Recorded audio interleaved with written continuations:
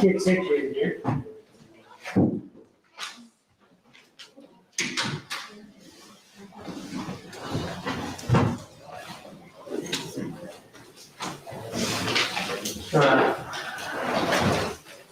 Hopefully everybody's day was good. It's nice and warm outside, about 75 shade.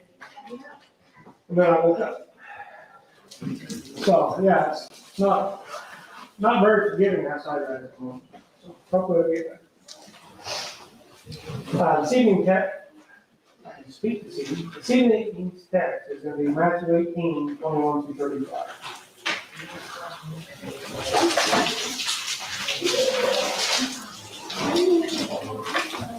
And if somebody want to read that, please. What'd you say? Matthew 18, 21 through 35. Then Jesus went thence and departed into the coasts of Tyre and Sidon. And behold, a woman of Canaan came out of the same coast and cried unto him, saying, Have mercy on me, O Lord, thou son of David. My daughter is grievously vexed with the devil. But he answered her not a word. Is that chapter 18? Well, no, it's not 1:6. How about this? 21 to what? 21 to 35, please. Okay, I'll try again. Then came Peter to him and said, Lord, how oft shall my brother sin against me, and I forgive him? Till 7 times. Jesus saith unto him, I say not unto thee until 7 times, but until 70 times 7. Therefore is the kingdom of heaven likened unto a certain king, which would take account of his servants. And when he had begun to reckon, one was brought unto him, which owed him 10,000 talents. But forasmuch as he had not to pay, his Lord commanded him to be sold, and his wife and children, and all that he had, and payment to be made. The servant therefore fell down and worshipped him, saying, Lord, have patience with me, and I will pay thee all. Then the Lord of the servants was moved with compassion, and loosed him, and forgave him the debt. But the same servant went out and found one of his fellow servants, which owed him 100 pence. And he laid hands on him and took him by the throat, saying, Pay me that thou owest. And his fellow servant fell down at his feet and besought him, saying, Have patience with me, and I will pay thee all. And he would not, but went and cast him into prison till he should pay the debt. So when his fellow servants saw what was done, they were very sorry, and came and told unto the Lord all that was done. Then his Lord, after that, he had called him and said unto him, O thou wicked servant, I forgave thee all that debt, because thou desirest me. Shouldest not thou also have had compassion on thy fellow servant, even as I had pity on thee? And his Lord was wroth, and delivered him to the tormentors, till he should pay all that was due unto him. So likewise shall my heavenly Father do also unto you, if ye from your hearts forgive not every one his brother their trespasses. All right. What do we see right off the bat in this paragraph? What's the first thing that's mentioned? About how many times we should forgive. How many times we should forget, right? How do people react today to stuff like that, being forgiven? They're not very forgiving. Now you mess up once and I want to throw you in jail like this other guy's talking about. In my studies, I figured out that I can learn more by reading, for one. But two, the 7 times 70 is representative of an infinity number, a complete number. It's not something that you're going to forgive today. You know, if Madison goes out and does something she's not supposed to, and I yell at her. But I'm not to be harsh, and if she keeps messing up, you know, I don't go after her every turn. If somebody does something wrong to you, you forgive them, and then they come back and they do it again. You know, are we supposed to forgive them again? That's kind of what he said, wasn't it? If they ask. If they ask. Because it also shows her if you have done that, and you come back around, not forgetting yourself, it doesn't do you any good. All right.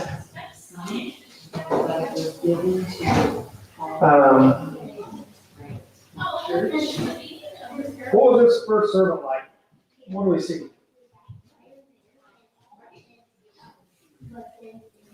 He owed an amount he could not pay back. As I was reading, it kind of varied a little bit on that amount, or what is it as an example of. But yeah, I came up with over like 10 million. It was an immense amount. I mean, basically, a person needs to put a figure out there that you can't obtain. And that's how much this guy owed. He owed more than he could make in a lifetime. And yet, because he came before the master and begged, he was forgiven that. What does that say about the sin and whatnot that we, I don't know what it is. Yeah, ask forgiveness for our sins, the things we've done. What kind of heart do we need to have towards that? Because this guy had that to begin with. You know, if you have something we can't replicate what Christ had done on the cross ourselves. We go through him as a mediator. Actually got the word out this time. Because what we've done, we can't make up. When you think about sin, there's no way we can repay it. There's no way we can redeem ourselves. And that's the situation here. The guy could not, like you said, in his whole lifetime could not pay him back. So it's like us. Well, I think that's what majority of this example is about. It's about the fact that we have debts so huge that we can't take care of it ourselves, whether we realize it or not. Because I think there's people out there, you know, that just turn a blind eye to church or anything or associated with it, not realizing that the kind of things that they're going to have to answer for later. So, and then, I mean, that would put you at, you know, begging for forgiveness. All right. We see this guy, he goes in, he gets forgiven. What's the first thing he does? Goes to his fellow servant that owes him money. Goes to his fellow servant that owes him that pence or the denarii was the equivalent of about $17. So that shows you the difference in amounts.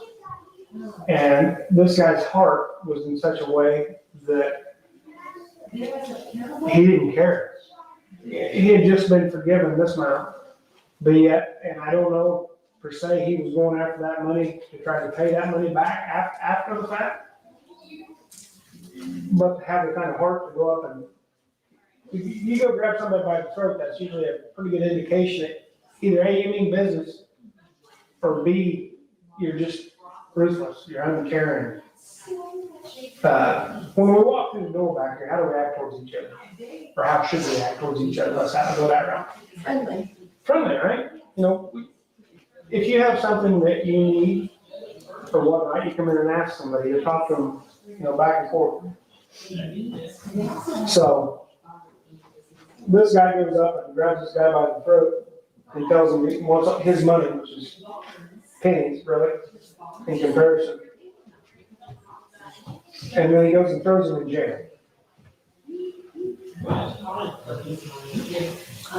What would happen if we did the same thing with people in the church today?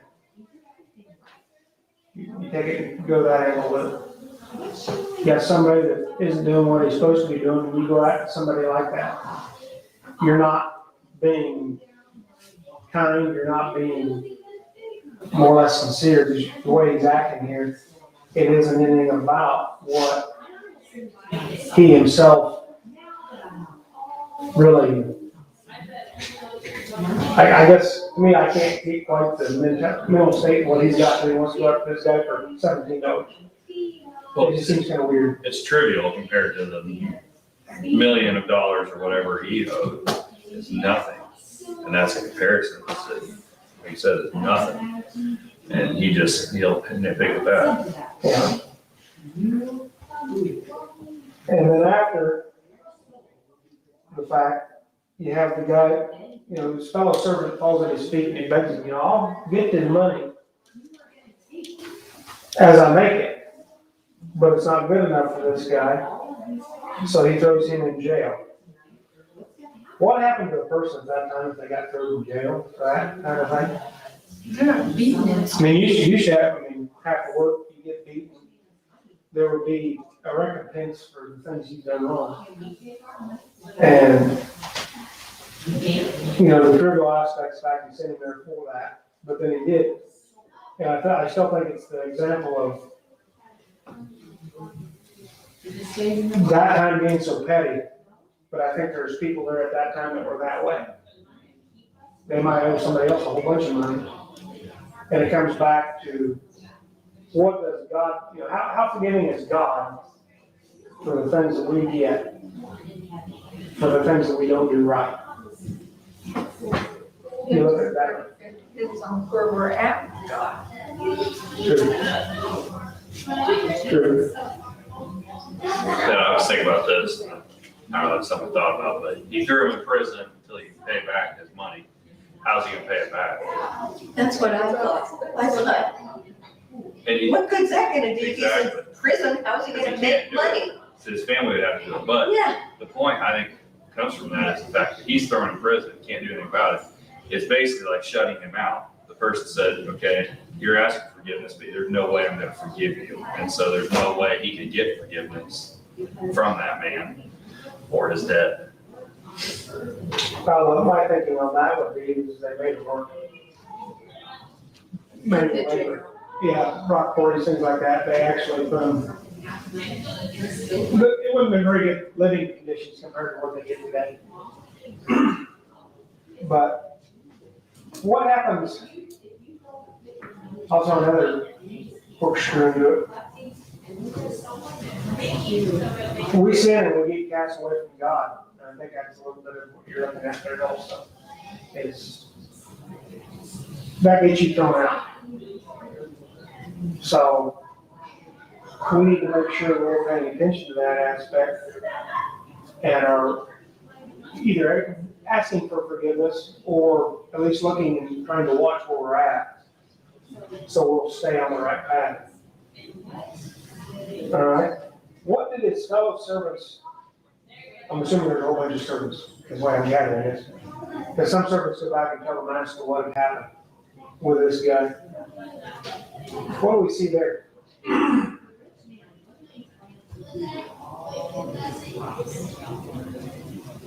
Well, they don't understand it, so it doesn't make sense. If you want to ask forgiveness, if you want forgiveness, you gotta give it to others. That's what they're saying. Well, when they go back to the master, what did he say?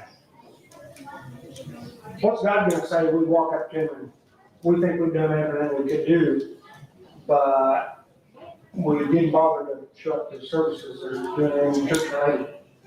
I walk up to the door and I haven't, I'm using it as a reference, but, I haven't done anything that deserves being forgiven. How can I expect to be let in for something I haven't done? When we have a job, what happens with the job? What do we get? You pay, right? for what you do. For what you do.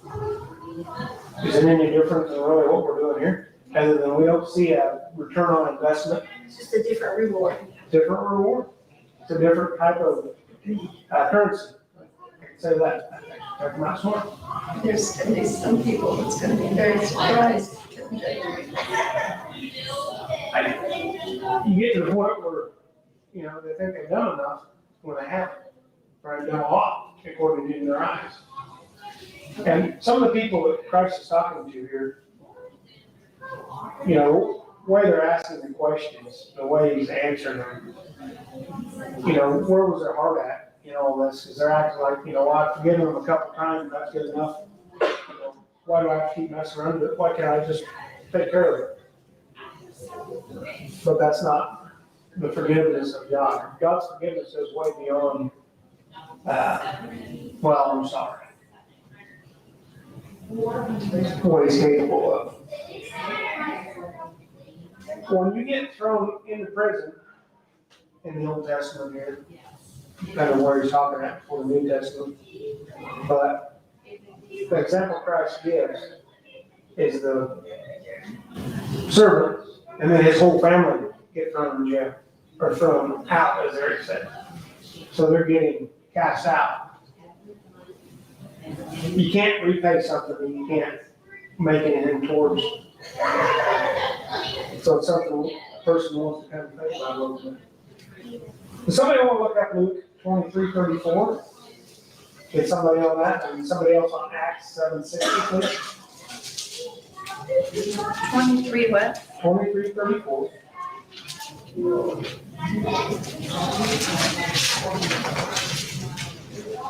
Then said Jesus, Father, forgive them, for they know not what they do. And they parted his raiment and cast lots. Okay. How hard is it to forgive somebody that's doing that? Who's being crucified is what it's coming about to. How hard would it be to forgive somebody for their actions? I don't think any of us know how hard. I can't fathom the ability to forgive somebody doing something like that. But Christ did.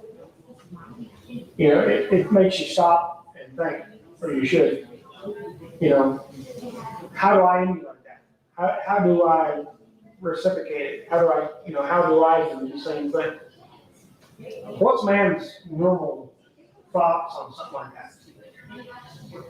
Somebody does something wrong to you. Get revenge. They get their revenge. They want to go get what they're owed. The same to them as they did to them. Exactly.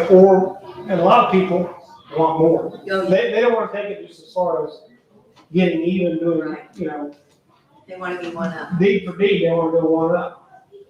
But yet, Christ is just turning the opposite and just, forgive them for they don't know what they're actually doing.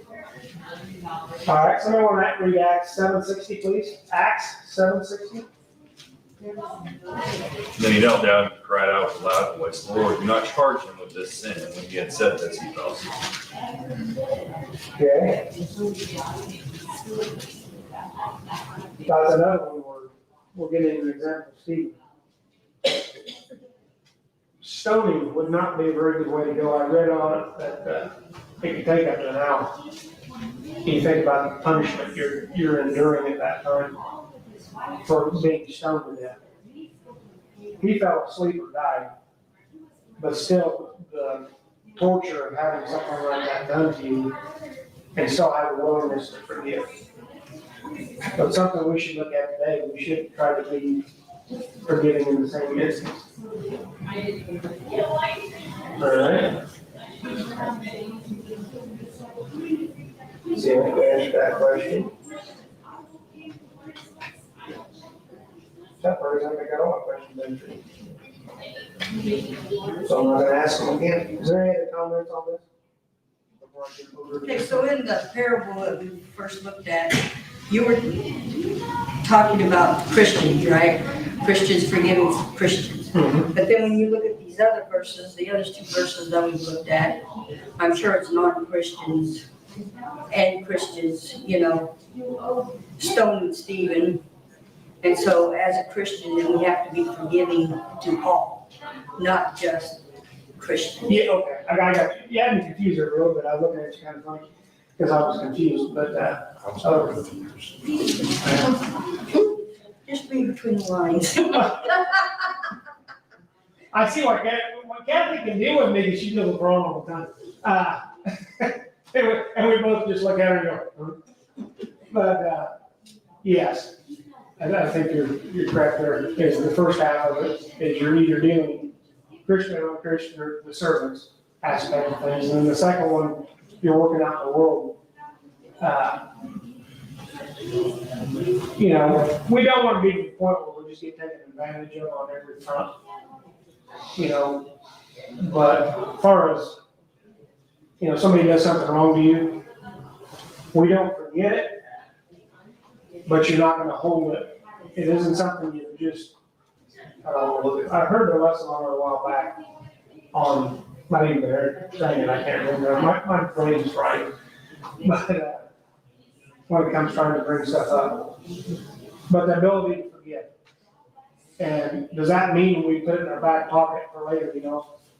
Eric, he done something wrong, you know? He drove by and I was having to walk outside this cold weather, now I'm gonna hold that against him.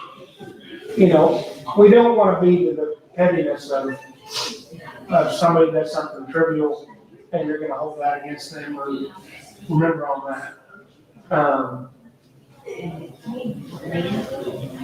We don't, I guess, but for being an example to others around, even out in the world, you know, they might think they have one up on you, but we're being commanded to say, you know. Because I feel like with someone here in this church with me, and we have a problem, I feel like we absolutely have to get it straightened out. We have to work together. We have to forgive each other. And to me, you also have to forget, because Jesus forgets. But when you're dealing with somebody out in the world, that makes it a little bit harder, you know, as far as, you know, just, I mean, I can eventually just let it go, and you know, the edge goes off of it, but you never actually went to that person and said, you know. You never work the problem through. You know, because you know how it's gonna turn out for one thing, it's just gonna keep going. Hey, a lot of times it's easier just to eat it on your end, or something like that, out in the world where if it's a person that, you got two people, neither one of them see eye to eye, a lot of times you can't set them in the same room without having a boxing match. And even at that, that's not gonna cure anything, because they're still not gonna like each other. It's just a trait, human beings, you know, they just want to bicker and fight.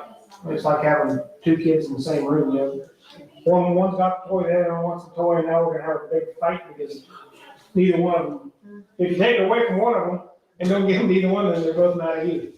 But in that front, I'd rather have that than yelling at each other, I suppose. But yeah, I think you're just gonna, you know, say your piece to it. You know, you've done what you can do. And if the person won't listen or doesn't want to reconcile anything, then at that point, you just, you know, it is what it is. When you think about it, it's difficult to forgive someone. I mean, I wonder why Peter's asking it. Because he may be thinking, do I have to forgive this person so many times? You know, he's asking the question.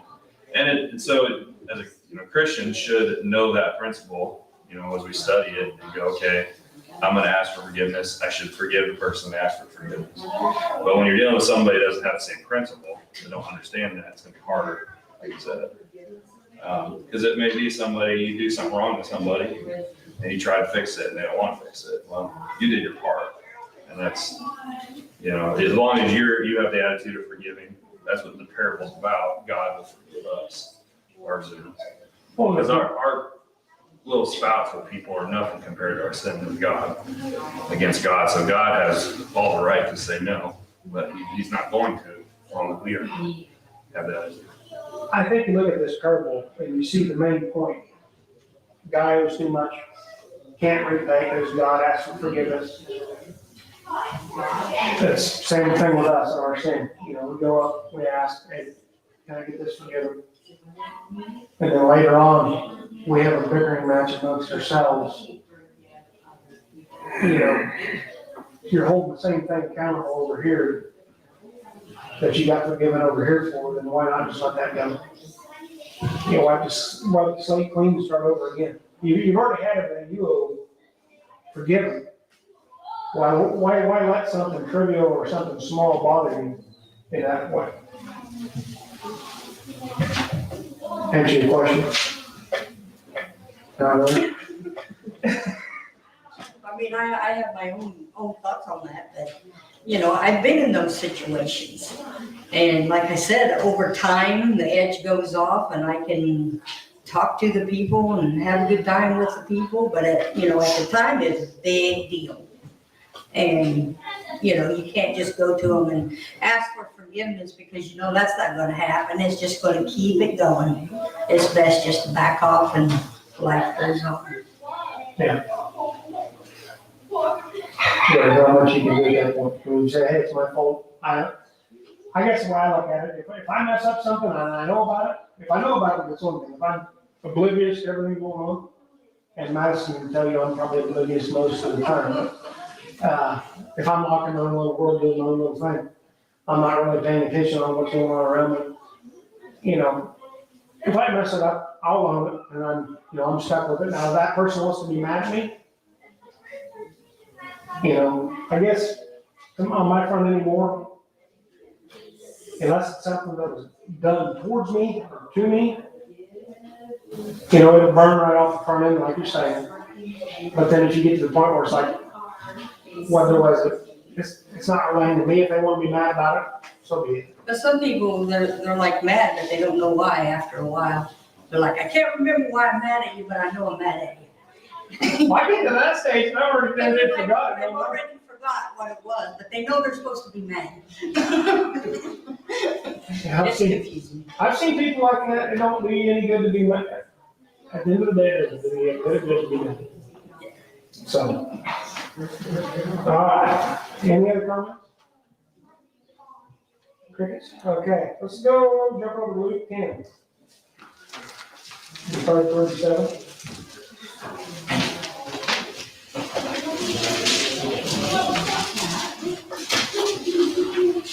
And since I'm slower, I'm just going to take the chapter, and once I get there, I'll tell you the verse.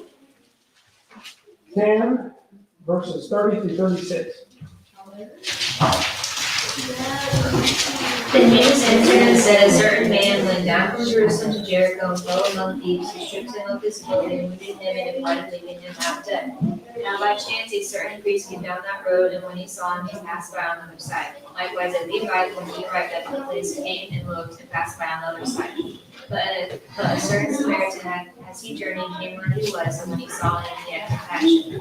So he went to him and bandaged his wounds, poured on oil and wine, set him on his own animal, brought him to an inn, and took care of him. On the next day, when he departed, he took out 2 denarii, gave them to the innkeeper, and said to him, take care of him, and whatever more you spend where I come, when I come again, I will repay you. So which of these 3 do you think were a neighbor to him who fell among the thieves? Keep going. You went to 36, right? Yeah. Okay. All right. I didn't have you read 20 there, and I'll read it. Because I didn't read it earlier. I should have. All right. Buddy, I'm going to jump up. Yeah, I think I'm going to back up some more, because I don't like where I started. That was my fault, sorry. 25 sounds like a good starting point. I had a long moment. And behold, a certain lawyer stood up and tested him, saying, Teacher, what shall I do to inherit eternal life? And he said to him, what is written in the law? What is your reading of it? So he answered and said, you shall love the Lord your God with all your heart, with all your soul, with all your strength, and with all your mind, and your neighbor as yourself. And he said to him, if you have answered rightly, do this, and you will live. But he, wanting to justify himself, said to Jesus, and who is my neighbor? You see this lawyer's attitude? What do we see? I'm beginning to wonder if lawyers really changed from then to today. What it's read there makes you wonder a little bit. Because to me, that's kind of coming off like, well, I know what it says, and I've got all the answers.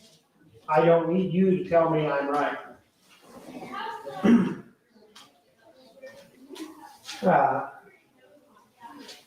Well, 29 is the key verse. He'd want to justify himself. That word justified means to make himself innocent, be clear of any fault. Like he's being arrogant. That's what I'm gathering out of him is he's being, the Pharisees, Sadducees, lawyer types of that time, a lot of times come across in a bad light, really. But evidently they must have had a lot going that way also, because Jesus a lot of times is correcting them because of that. That arrogance, that acting of, we know the law, we have all the answers. This whole parable is just basically an oversight of, you know, how do we treat others? I'm trying not to get into it too deep because I'll start on Sunday Wednesday. But, I got a little ahead of myself.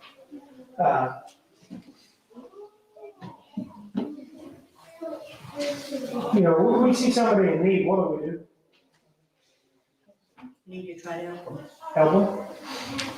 We should, right? Sometimes it's hard to know if they're in need. I'm as guilty as anybody else. I'm flying up the interstate and I see a car pull over. And you're like, that looks kind of sketchy. I don't know. I don't know. They have a cell phone. You know, that's a justifying way anymore. Is everybody has a cell phone, right? I've been the guy walking along the road with a cell phone in the other vehicle that wasn't at the same place I was, so you had to still use the 2 feet method. Because the phone don't work when you don't have it on you. So, it's something that a person needs to look at a little bit and kind of, you know, it makes you think just a minute. So, this man coming down from Jerusalem, what happened to him? What's an example of? He's robbed. He's wrong, right? Can that happen to anybody? Yeah. It's something that any one of us can fall into. You know, everything he has is taken from him, left half dead. So they did a pretty good job of tearing him down.